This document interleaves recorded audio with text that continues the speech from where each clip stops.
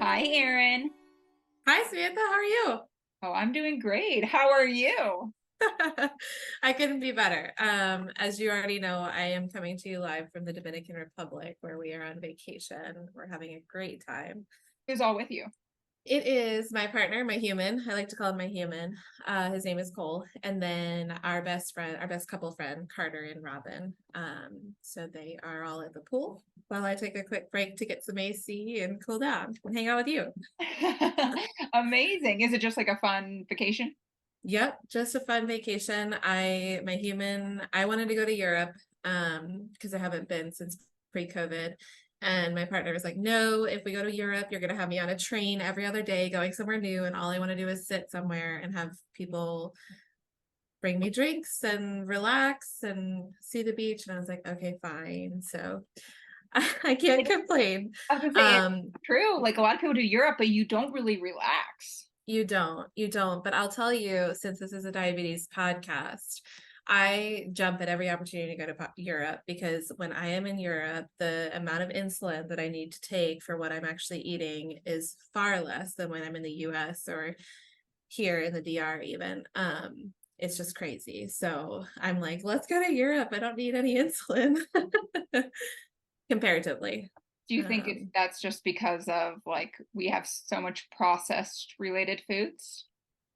Yeah, I'm not a dietitian or a scientist or anything like that, so I don't know really, but I have to believe that it's because there's so much less crap in our food, in their food. Um, but I could be wrong. Someone's going to come on and say, "Well, that was crazy," but I've heard that before because even I have like a gluten issue, a sensitivity, yeah, and people say they can go to Italy and eat their pasta and their pizza and and their don't have a bread, reaction. yeah, yeah, I've heard that too. It's crazy. Yeah. So Anyway, anyway, we're in the DR. where are you Uh, from originally? I hail from Pittsburgh, Pennsylvania. So go Steelers, go Pens. And I came south by way of school. So I went to Virginia Tech for undergrad, Clemson for grad school, and then landed in DC for a couple of years. Okay, so you're a Steelers fan. I'm a I Cleveland am. Browns fan, and you guys just beat us a Oh, couple weeks ago. And Samantha. you like every year, but it is what it is. So I know, but that's one of our funny rivalries, just like the Ravens. It's like these strange rivalries, but the Browns and the Ravens are like the two that I grew up being, I have no reason to hate either team, but like I grew up knowing that those were two teams that I was not supposed to be friends with. well, and in the um, podcast now. No, just it's just like one of those ingrained, especially when you grow up in a football culture and that's what you do on Sundays. And um, it's just funny. Even to this day, I go home for like, especially for Thanksgiving when all we do is watch football. Mhm. And that's still just something that permeates. But there's no reason for me to have any beef. It's just I know. the And way we were raised. as you get older, I feel like it just gets sillier and sillier because I'm like, okay, they're what, 25 playing football? Like, come on.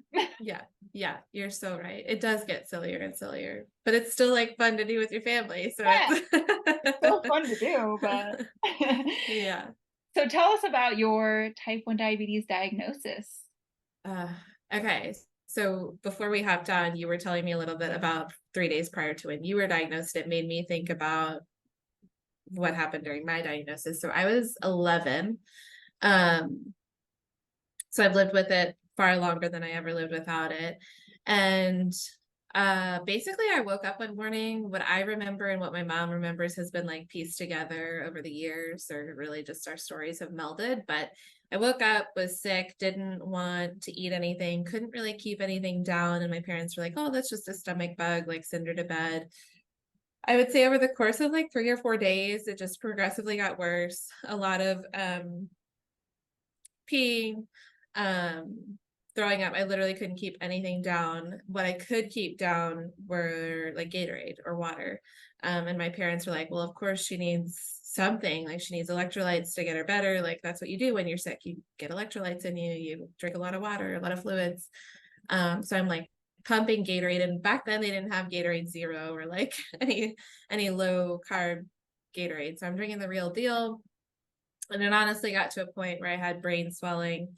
And I like was I couldn't piece together who my mom was. My mom would come into a room and they would ask who is this? And I'd be like, oh, that's Brittany, my best friend. And it was like, wait a second, that's not your best friend, Brittany.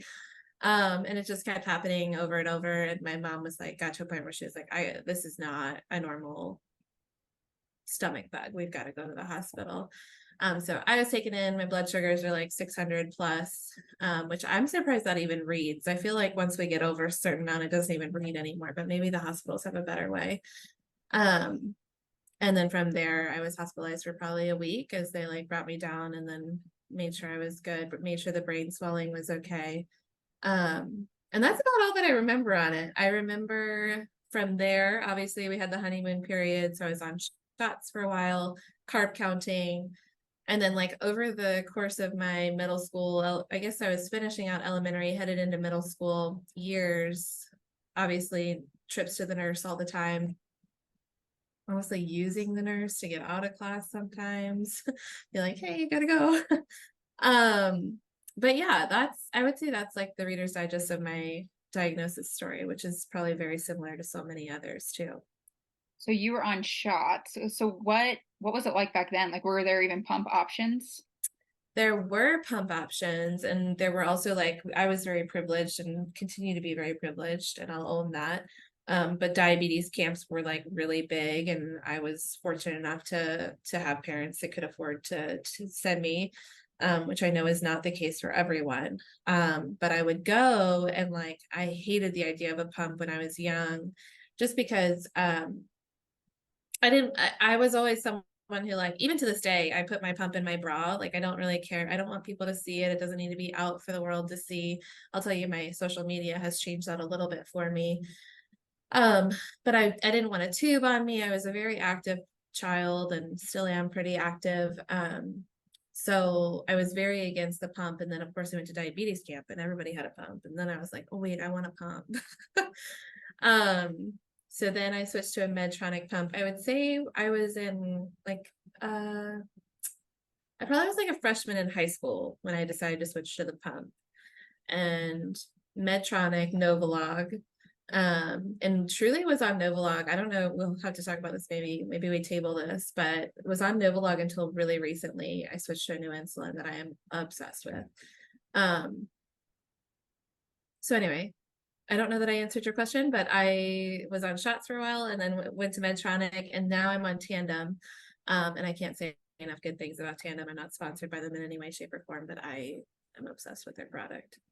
That's what I hear. People love Tandem. I mean, all the pumps in Yeah, general, people love, but right. I've heard probably the most great things about Tandem.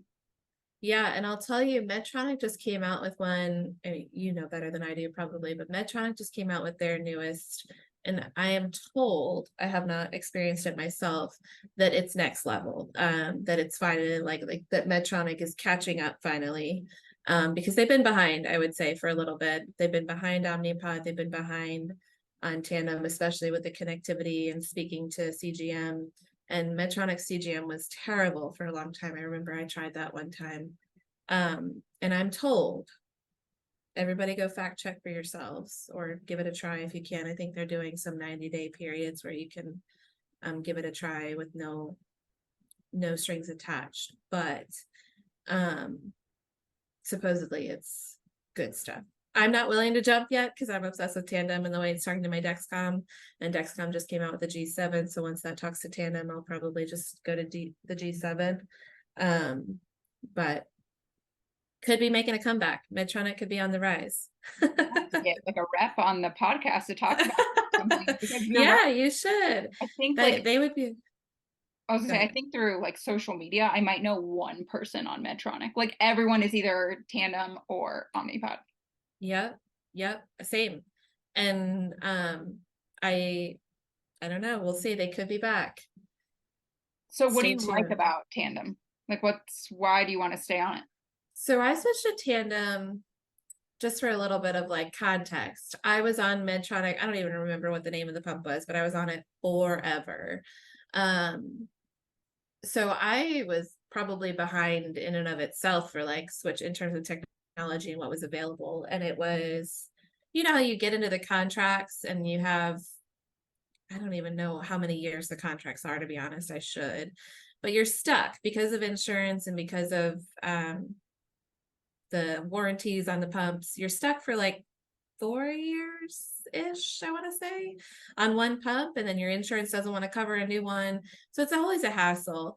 And I got the opportunity when I ran the 2021 New York Marathon as a part of Beyond Type 1, their marathon team, Dexcom and Tandem and ASICs, but in terms of diabetes products, Dexcom and Tandem like co-sponsored the team.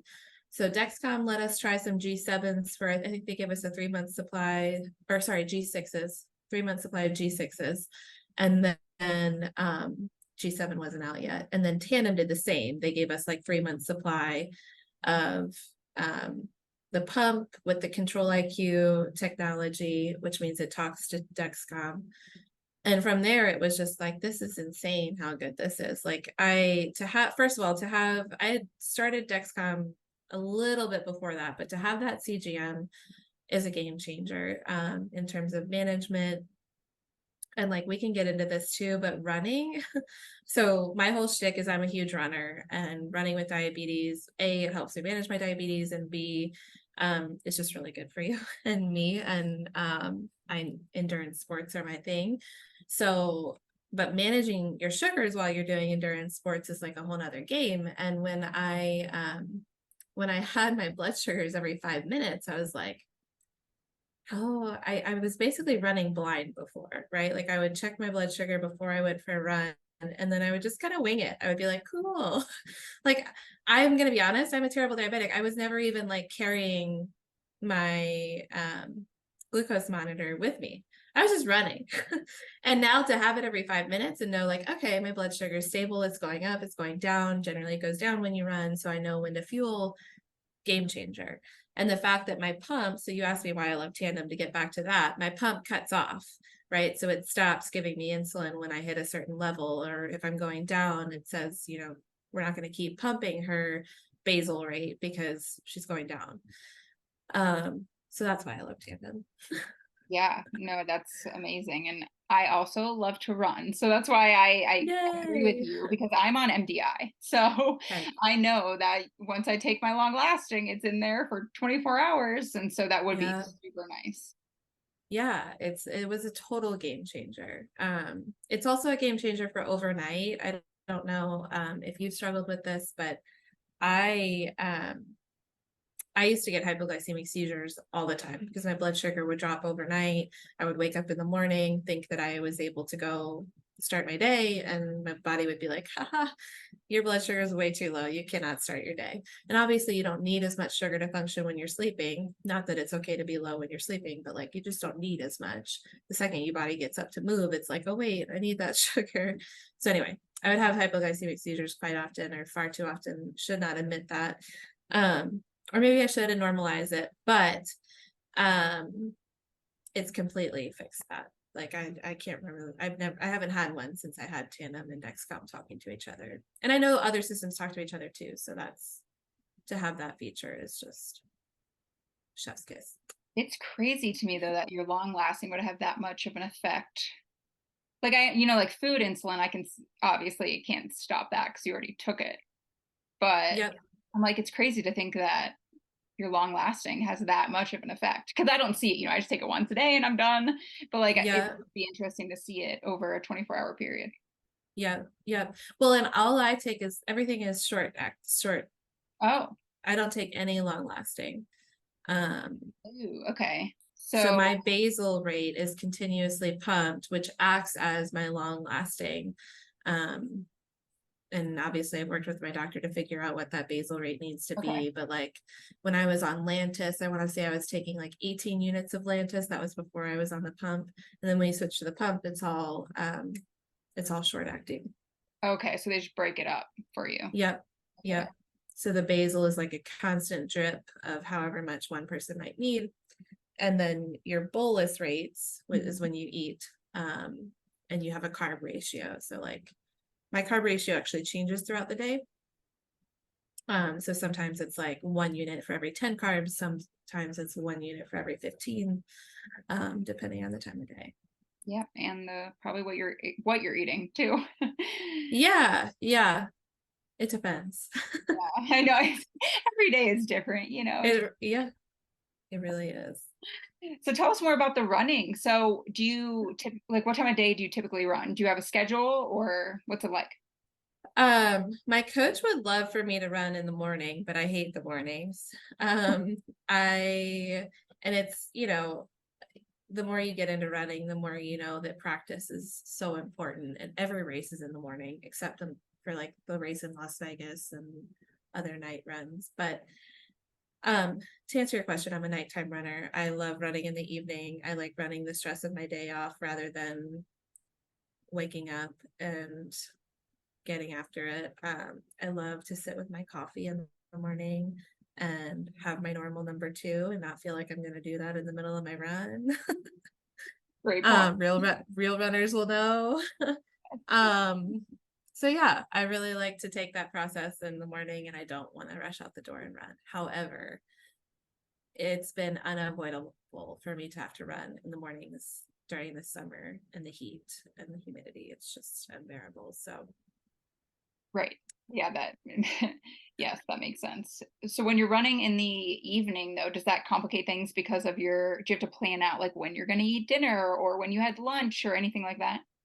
I don't plan a lot. My whole shtick, and it's always been like, yes, there's a lot of planning that goes into it, but I don't really want to let diabetes rule the way I live my life. So I generally eat as I go throughout the day. If I'm not hungry, I'm not eating. If I'm hungry, I'm eating. Um, I don't I'm not super good at sitting down for like hard meals either, like breakfast. And I will say I eat breakfast every day, but lunch is normally like I just kind of snack throughout the day. I have a good smoothie at lunch pretty much every day. And then the way I've started, so I've started using UCAN. And if you are a diabetic and are running, I can't say enough good things about it. And I know everybody has choosing your fuel for running is a very personal thing. So I know that you have to pick, it's like choosing your shoes for running. There's going to be Nike addicts and there's going to be Asics people and there's going to be New Balance, it's very personal. And however, if you have not tried UCAN, I highly encourage you to try it once or twice or three times or practice with it. UCAN has this starch that, and if you go on and read their story, their son had a crazy form of, I'm gonna misspeak here, but he had a disease where he basically couldn't his blood sugar, it wasn't a diabetic, but his blood sugars were not regulated, so his parents were having to get up every 2 hours essentially to feed him something so that he wouldn't get a hypoglycemic episode, if I'm not mistaken. So they found this starch that is a slow release. So when we eat 45 grams of carbs, generally speaking, all of those carbs are going in at once, they're going to be processed at once, and therefore your blood sugar is going to spike. And that's the goal, I would say, of most running gels. So your Goos, your SIS, your Spring Energy, all of them are packed with carbs, and that's the goal. But the spike isn't super valuable to you and I or another diabetic, because then we have to deal with the come down or figure out how to combat all of the spikes so that we're not high.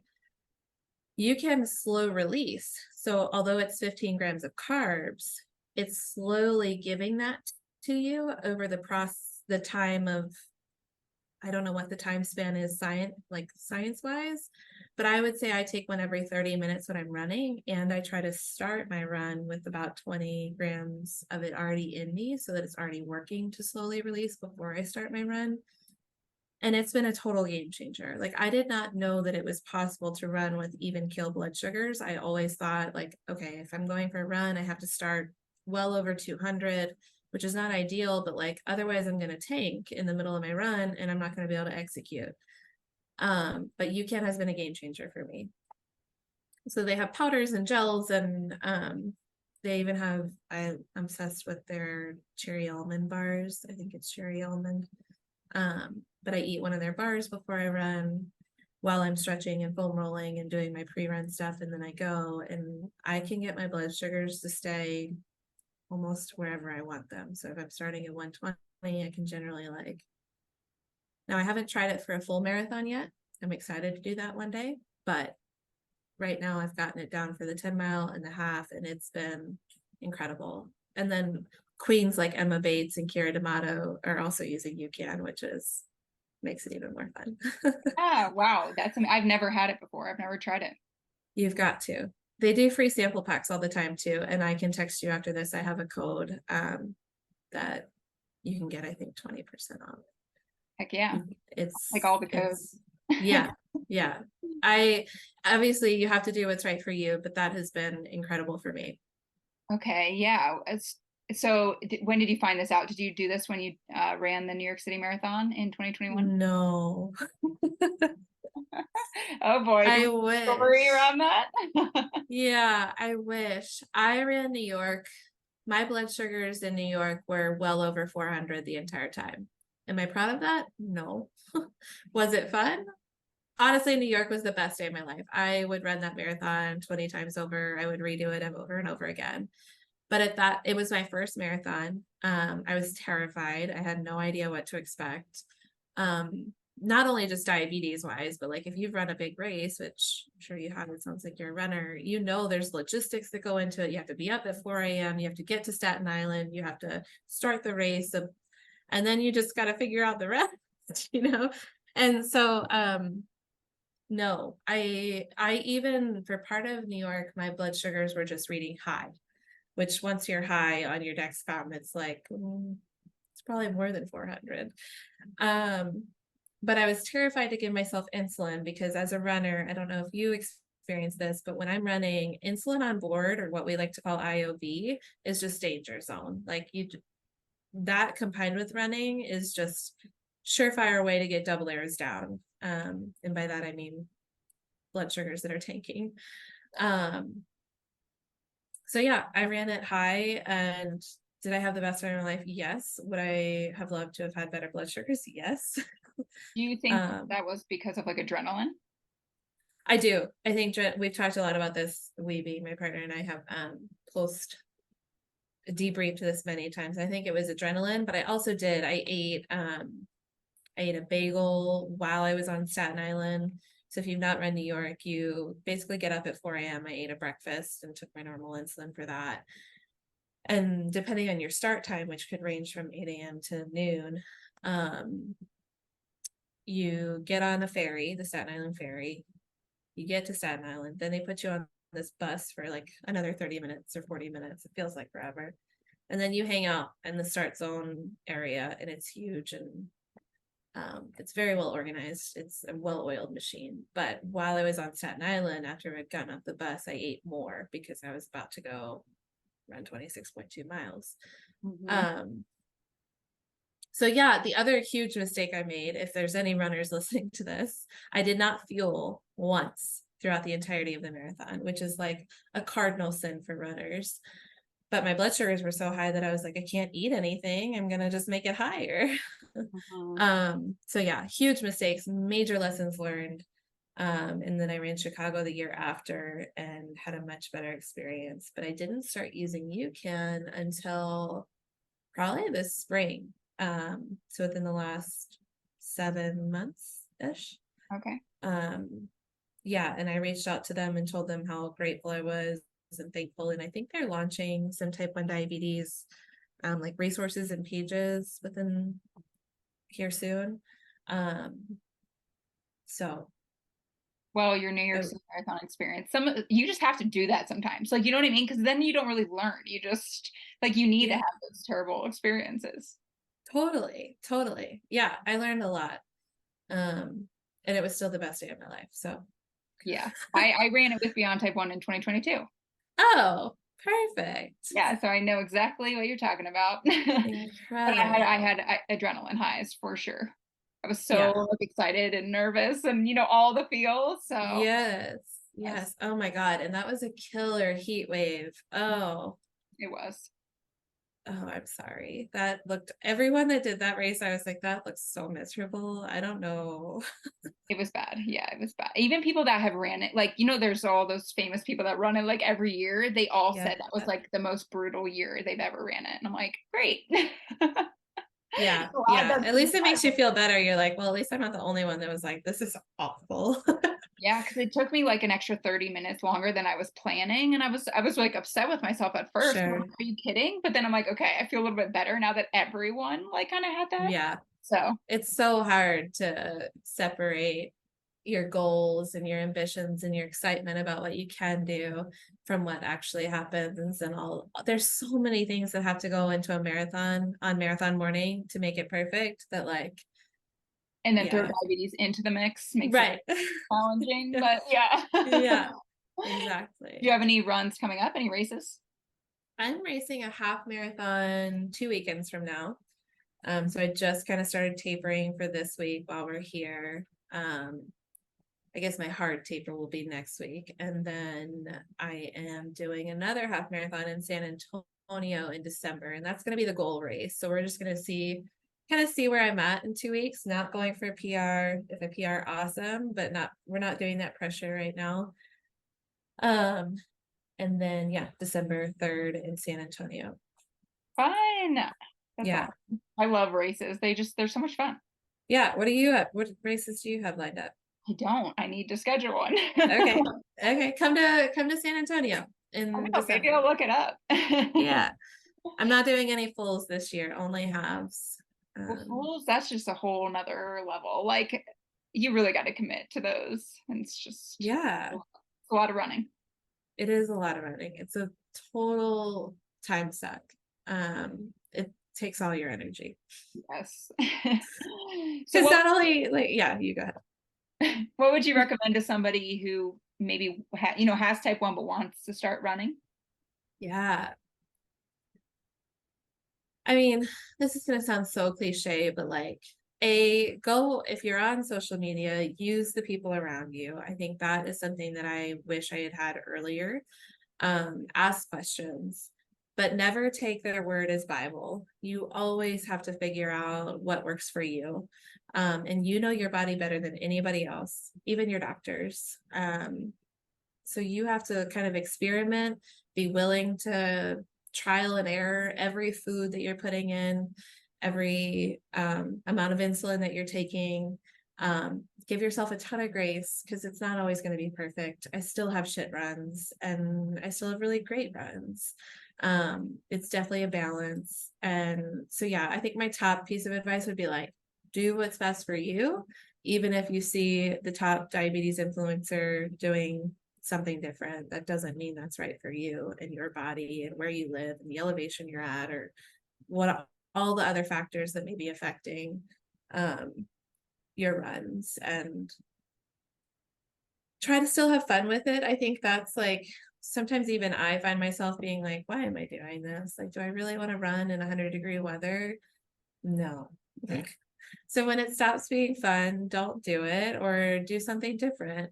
Um, I think the idea of moving your body in the way that speaks to you is most important. And if running is that, I am so excited to welcome you to the running community. But if that's not it, then that's not it. Um, so I think, yeah, just grace. Overall, grace is the best thing you could do.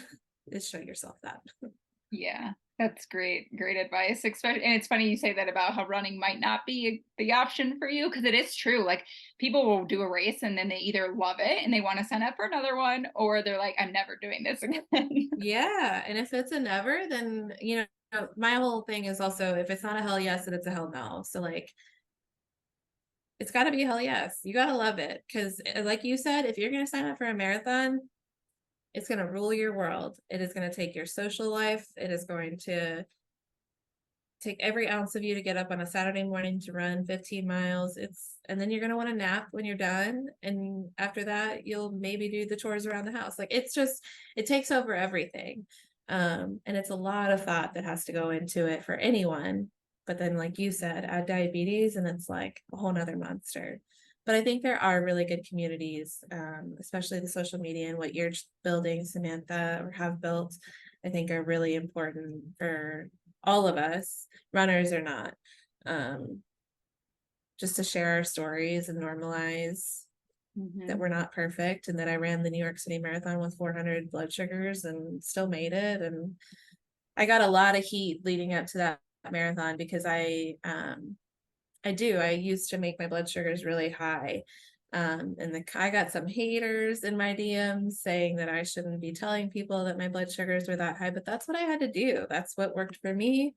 That was the way I knew I was going to avoid a hypoglycemic episode. Um, and from my perspective, like my A1C is still well below 6, which is that's good for me. That's if well below 6 is not good for you, or if you're above 6, you're doing what's good for you. But yeah, don't listen to the haters if they slide into your DMs, and cinnamon will not cure your diabetes, so don't listen to them either. Like, you just got to take everything else with a grain of salt and keep moving. Especially if they're non-diabetics. Oh man, they love to share their opinions. And I'm like, no, Yeah. stop. I was like, you don't know anything. Yeah. But Yeah. I agree with you on the starting a little high though for runs, especially races, because you Yeah. will slowly start to drop because that's naturally, I mean, not for everyone, once again, but usually with running you drop. So Yep. it's good. Any physical exertion. Yeah. Yeah. Totally. Well, awesome. Okay, so how do people get in touch with you? Social media is the best way. I am better known on Instagram as running T1D. I'm not famous, so I don't know why I say it like I'm that cool. But running T1D is where you can find me. Totally shoot me a DM if you want. But yeah. Well, thank you so much for being here. Totally. Thank you for having me, Samantha. Okay, wait. I have one more thing that I feel like we need to talk about as two diabetics Okay, before yes, we hop off. sure. So diabetics get to skip the lines at Disney because technically we're disabled, and we get to board planes before others. Did you know that? Oh, I'm a pre-boarder all the time. Are you? Okay, this is what I want to know. Okay, wait. So I when do didn't you know board? I Tell didn't me know when you about board the Disney plane. though. Sorry, what was the question? Tell me when you board the plane then. I have to know. So I board with pre-board. So when they say, well, it's different for every airline, but it's like pre-board, or if you need more time getting on the plane or have a disability. People with infants. Yeah. Yes, that is when I go up. Some airlines require you to get like a little stamp on your, Okay. I was like wondering. Southwest, it requires you to print like a new one that says like you're approved, but all the Yeah. other ones I believe you can just go up. Now be cautious because you will get a lot of dirty looks. You will Right. from the gate agents. They will give you dirty looks. I get them every time. And if they say something to me, I honestly just I try not to have an attitude, but I tend to because I get so upset and I'm like, no, like I can show you all the insulin in my bag if you'd like, but I can't cut open my stomach to show you my pancreas. Like, so just pre-warning on that. You might get a little judgment from them, but you are Okay. definitely able to go for pre-board. I knew I was, I just never have because I'm always like, I don't know. Like, I know I have a disability, but am I disabled? Like, I don't know. You are not handicapped, but you are disabled. Yes, That's what that's I always right. say when they say something, because I'm like, if you want this to be a handicap situation, then say handicapped. Yeah, Say there you go. disabled. And I'm like, Okay. pull up the ADA document, and like show them this is a Right. Well, it's like on job applications, I always say I'm disabled because they're trying to have more inclusive workforces. I'm like, yeah, I'm definitely another disabled. little trick there, folks. I did not know about Uh, Disney though. That's good to know. oh yeah, you get fast pass. Do you have to show Um, proof or I how do don't know. I okay. don't know. Also, national parks. You get free membership to national parks, so you don't have to pay at all the national parks. I'm in Colorado, so Um, I use mine all the time. I All love access that. pass, yeah. Incredible. Yeah. Where in Colorado? Denver. Love. Okay. One of my best friends lives in Colorado right now, or Denver. And then we have another friend that just moved out there. It's like a hot spot, but There's a hot spot for sure. We're building like crazy over here, but yeah. yeah. Cool. Well, thanks, Samantha. I really appreciate it. Yeah, thank you.